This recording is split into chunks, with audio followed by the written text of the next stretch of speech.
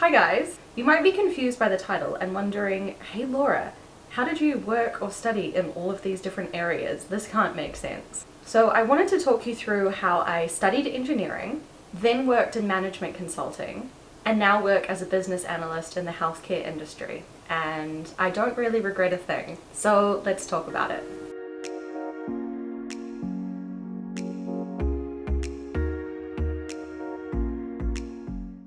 Hi everyone, if you're new here, my name is Laura and I live in Auckland, New Zealand with my husband, our dog, and I talk about minimalism, lifestyle and mental health here on this channel. So if you think that sounds like a bit of you, hit the subscribe button down below and stick around. I'm going to go through today's video in 4 parts, talking about engineering, and then management consulting, then how I became a business analyst in healthcare, and then just kind of do a bit of a roundup and a where to next. I'll leave timestamps down below if you just want to hear about specific parts. So the first part of this journey is how I decided to study engineering. At high school, I took classes in chemistry, physics, German, music, mathematics, and then going into university I was also interested in like criminology and psychology. Based on this, I was super unsure of what I actually wanted to study. For me, I found it really hard to look at like the description of university courses and decide based on that what I wanted to study or maybe what I wanted to do as a career, because firstly I didn't find the descriptions of the courses like super interesting, and also it doesn't really translate well to what you would actually be doing as a career having studied that thing. At the same time, I had teachers and other students and like guidance counselors recommending that because I was good at maths and science and I enjoyed it, that engineering would probably be a good way for me to go. The good thing with studying engineering at the university that I went to is that the first year is all general. So you start with everyone. In my year it was about 800 of us total, and then going into the second year you decide what you actually want to specialize in. To be honest, this was actually a lot of fun. I got to try coding, which I actually really enjoyed, and I almost did select software engineering as my specialization. We got to go through the basics of electrical engineering and do some hands-on stuff with that, which was quite cool. We also had to do this practical course that was like, I wanted to say after school, after uni, where we were doing different types of welding and we were using lathes and like all of that really kind of fun hands-on stuff, which I also actually really enjoyed. And we all got annihilated in the maths courses after all thinking that we were good at maths at high school. During this year, we all also did our introduction to chemical and materials engineering, which is similar to process engineering or industrial engineering. I really enjoyed this, obviously, and I felt that it worked better for my brain to look more at the like end-to-end processes rather than just looking at one specific bit. So luckily I had the grades good enough and I was then accepted to specialize in chemical and materials engineering.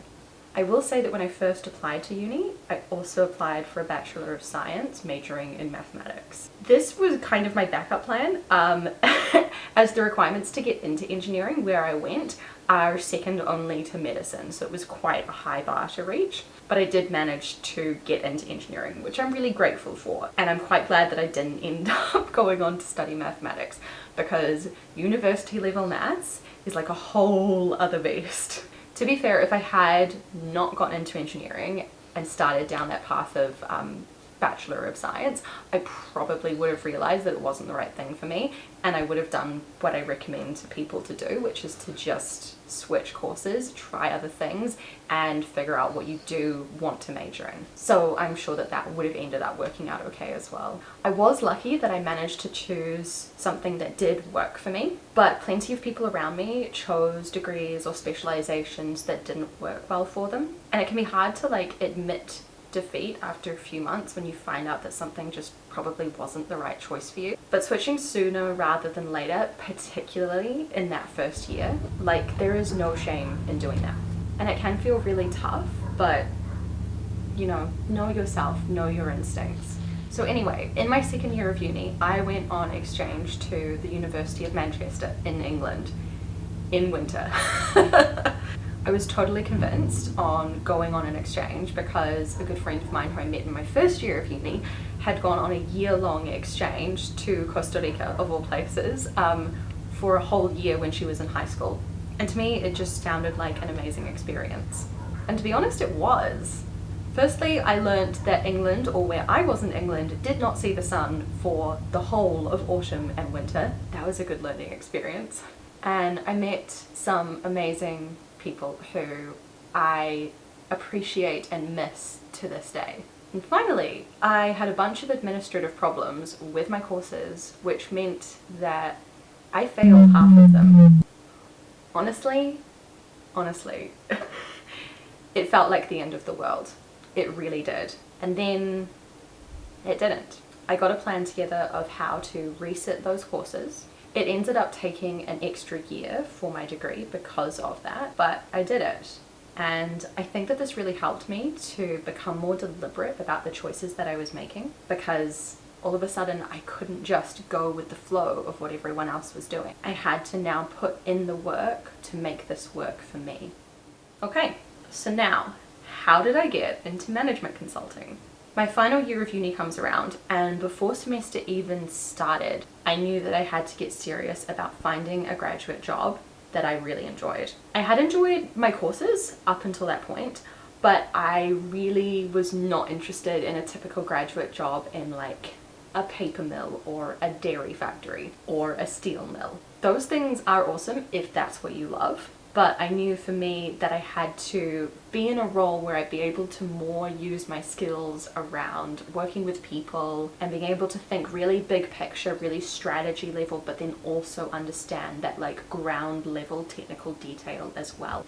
I was somewhat drawn to like the big management consulting firms, although I really was not sure if the culture would be the right thing for me. I definitely had some concerns there.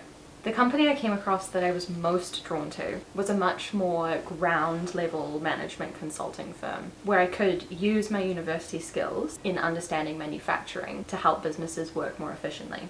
The work I'd be doing here is based on lean manufacturing, which if you don't know what it is, you should definitely have a quick look on YouTube and find out about where lean manufacturing came from, because it's the foundation and the origin of like a whole bunch of different business tools and methodologies, including Agile and Kanban and stand-up meetings and all that good stuff.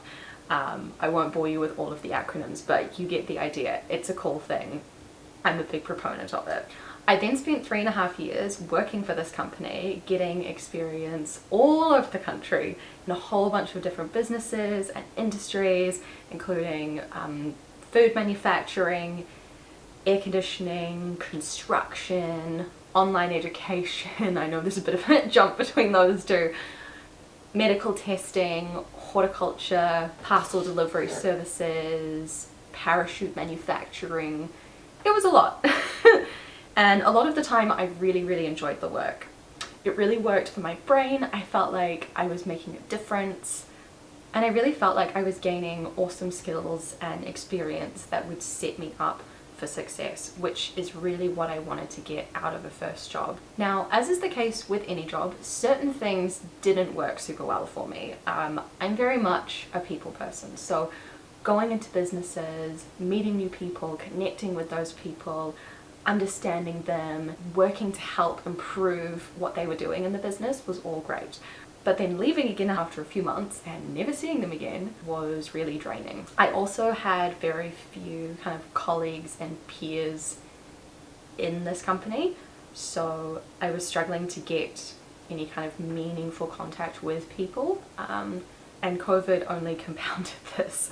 So after a couple of years in COVID, 3 years working at this company, it got to the point where I knew that staying in this environment was not going to be healthy for me, so I started to look at other options and decided it was time to move on. So after 3 years, I felt like I had enough under my belt. I started looking at other options, though I wasn't really sure like where I wanted to make a move to. It did take a bit of time to figure it out, and during this time I was working less in the manufacturing space and much more in the business process improvement space as a business analyst. So at this time, I realized that this could be a really great direction for me. It aligned with what I was already doing, like working with businesses to improve their processes and get them ready for digitization. I knew that I had an aptitude for software and digital things, and it also didn't hurt that all of my friends working in IT were making a lot more than I was at that time.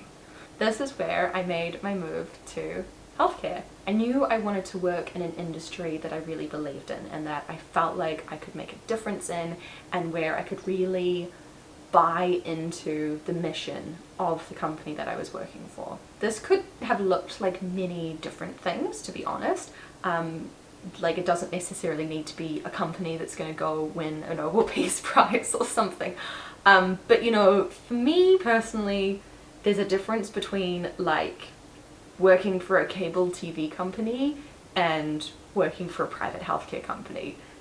Those things are not equal in my mind. So I found an awesome role as a business analyst with the company that I'm now at, which is a private healthcare company based here in New Zealand. I really believe in the mission of the company. The people are the best, and I get to say that because over 3.5 years, I was in and out of 30 different businesses across New Zealand. So I can honestly say that the people I work with now are the best of all of those, which is awesome. That doesn't mean that there's not still people I now work with who I sometimes struggle to work with or struggle to get along with, but that's just how the world works, right? But overall, the people are just so nice, so friendly, willing to work with me and talk with me, and it's just great. So where to from here? Will I go back to consulting? Do I want to pursue an actual engineering career, get all certified and all that? And how do I pursue my other interests alongside my work? Firstly, I don't see myself ever working as an engineer, you know, a proper engineer. That won't ever be me. I don't regret doing an engineering degree. It is expensive and I am still paying that back, but that is a different conversation. But my engineering degree got me the foot in the door for my first job and provided an amazing foundation for that. So I'm really happy with that. And then additionally, for my current job, having a degree was a prerequisite. So I'm still happy with my decision there. In regards to consulting, yes, I could definitely see myself going back into the consulting space, either as a consulting business analyst or similar to that, or in management consulting, or just generally in a role kind of in that operational excellence, continuous improvement space. Now, what about my other interests? Because at the beginning of this, I said I was also studying music, I was also studying German, so how can that fit in? I will say that when you're there, bright-eyed and bushy-tailed at 18, choosing to go into a more serious career option and kind of leave the more artistic stuff behind a little bit, it can feel really hard. But what I found, particularly now that I'm not in the consulting space, where work times are quite variable, now that I'm in a more kind of 9-to-5 space, it actually gives me a lot of freedom to pursue other things. I still participate in music outside of work. I learn German through Duolingo. And I would love to move to a German-speaking country for, you know, a short to medium period of time at some point in the future so that I can still develop those skills. So that's it for today. I hope that this has been helpful and interesting. Please subscribe below if you enjoyed this content, and thank you to XJet for suggesting this video topic. Please comment below if you have a suggestion too, as I do read these and do take your feedback on board. Take care out there, guys, and I'll see you again soon. Bye!